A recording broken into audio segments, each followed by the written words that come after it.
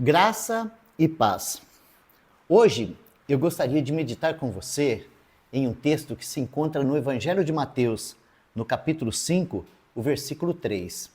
Está escrito assim a palavra de Deus: Bem-aventurados os pobres em espírito, porque deles é o reino dos céus. Sabe, esse versículo, ele é muito impressionante. E ele é muito difícil de ser compreendido, porque ele vai falar para nós de algo que é totalmente o contrário da nossa maneira de pensar. Ele começa com essa palavra bem-aventurados. E essa palavra bem-aventurados, tá, no seu original, ela tem um significado muito maior do que um termo que nós costumamos usar, que é feliz, né? A ideia que nós temos de bem-aventurado é a ideia de felicidade, né? Que feliz é o pobre. Mas a gente sabe muito bem que essa palavra feliz ou felicidade é uma palavra muito moderna, tá? É uma palavra mundana que foi criada como uma publicidade da alegria que deve ser você viver num ambiente onde todos os recursos estão disponíveis para o seu socorro. Então, por isso que a palavra felicidade está relacionado com a construção de cidades. Você entende isso? Essa palavra bem-aventurado, no seu original, ela tem um significado muito mais profundo. E o significado dessa palavra, na sua primeira instância, é aprovado por Deus. Então eu posso dizer o seguinte para você, que nós, como criaturas, quando vivemos de uma maneira que Deus diz, joia, é isso que eu quero, então você é um bem-aventurado. Por quê? Porque de alguma maneira Deus aprova a maneira como você está vivendo. E olha que aquilo que Deus aprova é tão diferente daquilo que nós aprovamos. Então eu gostaria de detalhadamente explicar para você o verdadeiro significado dessas palavras, tá?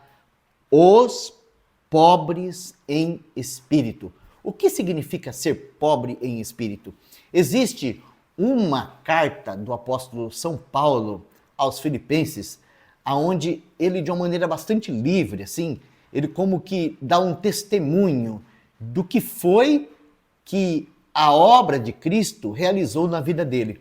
E ao analisarmos cada palavra daquela epístola, nós vamos descobrir Paulo dizendo que ele nada sabe, que ele nada tem, que ele nada pode e que ele nada é. É isso que ele vai dizer nessa epístola. Mas, por outro lado, ele vai dizer o seguinte, que porque ele nada sabe, a sabedoria de Deus tem lugar na mente dele. Porque ele nada pode, o poder de Deus está disponível na vida dele. Porque ele, sabe, nada é, Cristo pode ser tudo na vida dele. E assim nós vamos tendo esse descortinar da riqueza que é sermos totalmente dependentes do nosso Criador. Sabe, o nosso Criador, ele enviou a sua salvação para aqueles que não podem salvar a si mesmo. Ele enviou a sua justiça para aqueles que não possuem justiça. Ele enviou o seu amor para o carente, para o vazio. Ele enviou o seu significado para aqueles que não têm mais significado. Então, eu quero dizer para você que já entende isso, que você não serve, que você é um fracassado, que você não tem condição de fazer nada, de realizar nada, que você não tem fé, que você não tem força, que você não tem capacidade, que você não tem recursos. Essa palavra é para você.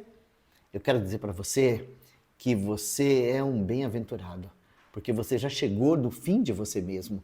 E quanto antes nós chegarmos no fim de nós mesmos, antes nós teremos condição de apreciar a glória do reino dos céus. Porque o reino dos céus já tem um rei, que Deus mesmo estabeleceu. E nós passamos boa parte da nossa vida brigando contra esse governo. Né? Nós queremos governar a nós mesmos. Nós queremos, né, fazer do nosso próprio ego o nosso Deus. Nós queremos ser o Senhor e provedor de todas as nossas coisas. E nós temos o maior orgulho disso, de dizer assim, ó, somos autossuficientes. Esse é o nosso pecado, esse é o nosso mal. Mas Deus enviou o seu Filho, Jesus, manso e humilde de coração. E lá na cruz, Ele morreu a morte que era nossa. Ele pagou a nossa conta, porque ele sabia que nenhum de nós teria qualquer capacidade de salvar-se a si mesmo. E então, através da sua morte e da sua ressurreição, ele proveu um caminho novo e vivo para que todos os pobres em espírito pudessem acessar o reino dos céus. E aí, como que vai ser? Você vai continuar na dureza do seu coração? Ou você também vai cair prostrado diante do seu Criador e dizer assim: Senhor, eu nada sei, eu nada posso, eu nada tenho, eu nada faço. Tem misericórdia de mim. Tem misericórdia de mim e vem ser o meu Salvador. Se você fizer isso, você também vai poder entrar nesse reino invertido, onde o grande é pequeno e o pequeno é grande, onde o pobre é rico e o rico é pobre. Louvado seja Deus! Recebe essa palavra, medite nela, ela é poderosa para salvar as nossas almas. Deus abençoe.